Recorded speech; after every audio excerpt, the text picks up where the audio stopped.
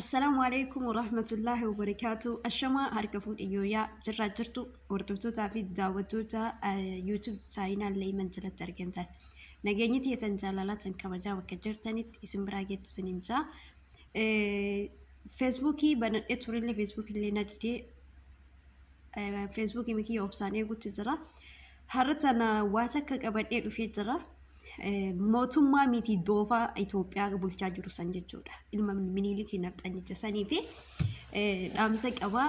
Dhaamsi kiyya maali isiniif fakkaate? Har'a afaan guuttatee gadi ba'ee mammaaka wayii uummata Arsiitii mammaake. Uummata Arsiitiif mammaakni suni eenyu ilaallattii jedha Oromoon gadi qabaa ilaala. Inni maal jedhee mammaaka san viidiyoo san hanga dhumaatti yoo dhageettanii leenca tokko namicha tokkotu Arsii keessaa leenca ajjeesuuf deema. Yaani inni leenca ta'eeti Jawaar gowwaa ta'e. Inni leenca ta'e Jawaar gowwaa ta'e. Jawaari inni namni inni har'a irratti baacu. Jawaari namni inni har'a geeraru irratti. Jawaari namni inni qeeqwadha. Jawaari namni inni arrabsodha. Jawaar biyya ijaare malee biyya hin tigne. Jawaar Oromoodhaaf of kenne malee dantaa mataa isaatiif hin qabsoofne. Jawaar biyya isaa bilisa baasadha jedheeti har'a qaalitti galee malee aangoo barbaadaafi miti. Abiyyiin garuu mootummaan nama bulchu tokko mootummaan biyya bulchu tokko akkamiin nama arrabsaadhaan ka gaafii natti ta'e. Mootummaan biyya bulchu tokko akkamiin nama arrabsa. Akkamitti kutaa nama qoota. Harargee gaafa deeme maal dubbate? Bakka hunda yoo deemu kanuma dubbata. Inni maaliidha mootummaan nama arrabsu kun? Mootummaan Oromoo kutaa gandaan lagaan Oromoo qoodu kun mootummaa akkamii? Kan gaafii natti ta'e tokko isa kana. Kabira uummata keenya Arsii yaa uummata Oromoodha. Yoo dhuguma dhiiga Oromummaa walitti qabanne. Yoo dhuguma Jawaar ni jaalattan ta'e. Lubbuu keessan aarsaa kafalaati. Goota keessan bineensa harka baasaa. Abiyyiin waan kutate waan murteeffateeti har'a hayyoota teenya irratti baacuu jira.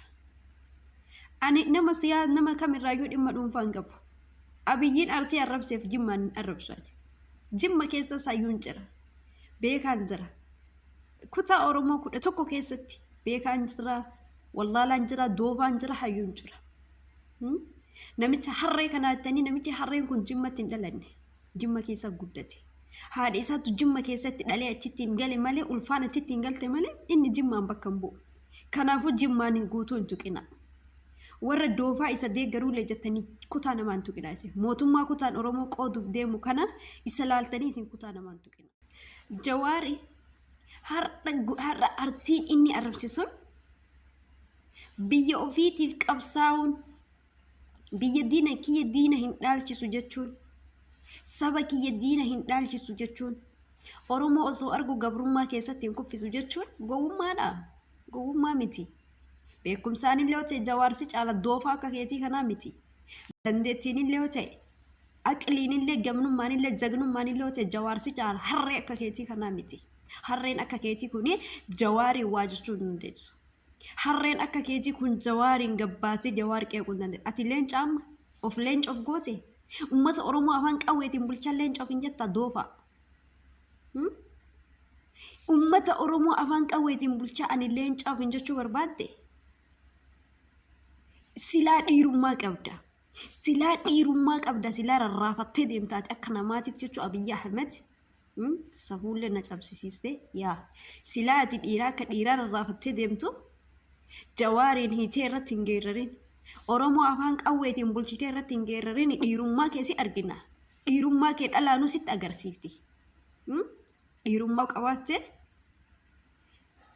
uummata afaan qawweetiin bulchuu dhiisi. Hayyoota hiite hiike. Mee akka har'a geerarte sanii geerari. Mee akka har'aan leenca of hin jette sanitti leenca of hin jedhe. Doofaa harree. Doofaa harree maayyibi. Ka akka keetii kun Jawaariin qeequu hamileen qabu. Arsiin biyya gootaati. Arsiin biyya dhiiraati. Arsiin biyya nadhii gammadaati. Biyya leenjisoo diigaati warra diinaaf gadi hin jenne. Biyya Jawaar Mahammadii warra diinaaf gadi hin jenne.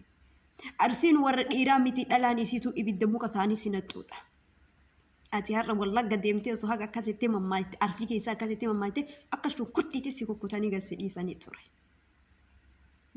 Jawaar akka kan kee biyya gurguruu dhabe jawaar akka kan kee biyya san diiguu dhabe jawaar akka kan kee nama dantaaf deemuu miti jawaar nama qawwetti amanuu miti nama biyya tana beekumsa qabuun aqlee qabuun hayyummaa qabuun biyya kana ceesisaa jiru malee harree akka keetii kanaa miti jawaar takka oromoo iyyuu arrabsee hin beeku oromoo miti taayee dandaa isa arrabsuuf nafxanyaa isa arrabsituuf guyyaa tokkotti deebii kennee hin beeku hojii isaatiin nama moo'ee malee Haacaaluu ajjeestee gocha ofii Haacaaluu ajjeestee saniin har'a jawaariin hiite gadi baatee har'a leenca hin eeginaa isa darbe hin eeginaa nutu daandii ijaarama duuba jawaariin ajjeesatu edda duuba jawaariin nyaachuu edda mana hidhaa keessatti jawaar akka hin baane barbaaddeeti jawaariin akka hin baane barbaaddeeti maal kaayeffatteeti dubbiin tanteetummaa maaksisiin ijoo qabdi jawaar ati har'a bari leencaaf goota arrabsite ilma haati ulfaam jimma keessatti dhalte malee ilma haati diqaalaa baadhattee jimma keessatti dhalte malee ati bari jimma keessatti hin dhalanne qoshashaa akka keetii kanaaf immoo jimmaan guutuu tuquun gatiin qabu jimma keessa hayyuu jira beekan jira ijoollee falmataa jirtu san mana hidhaa jirtu jira yartuun akka keetii kun jimmaan bakka hin buutu gadheen doofaan akka keetii kun jimmaan illee bakka hin buutu ijoolleen sababa namicha harree kanaati jettanii jimmaan arrabsitan jimmaan itti kenna jimmaan bakka hin bu'u kun doofaan harreen nafxanyaan sanyiin miniilike jawaar akka kan kee oromoo gurgurachuu dadhabee miti jawaar akka kan kee dhugaa oromoo waan awwaaluu dideefi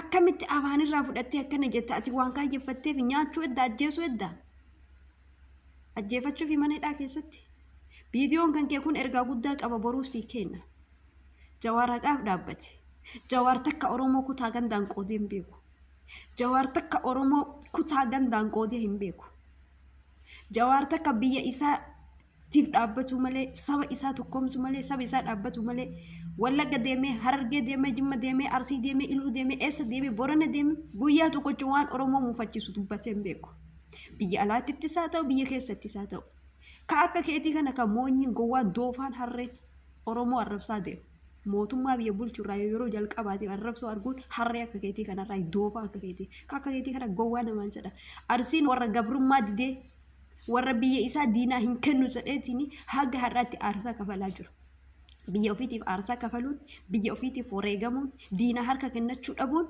gowwummaa namaan gootu yaa jazba.